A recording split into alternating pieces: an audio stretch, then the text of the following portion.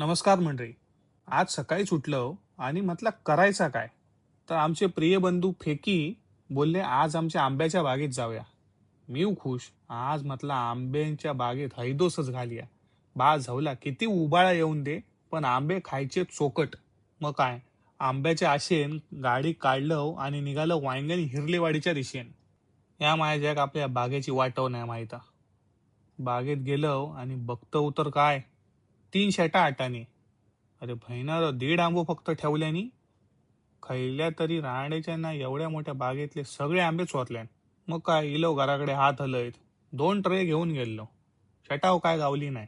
घराकडे येताना मस्त फणस गावलो, तो घेतलो आणि त्याच्यामुळे एक कळिंगण तो घेऊन घराकडे त्याचा फडशा पाडलो मस्तपैकी. माझा शेडू काय ऐकणार नाही. मस्त यामा चलव घेतल्यान. पण शेवटी बाई माणूस राईटचा इंडिकेटर देऊन लेफ्टला जाय होता.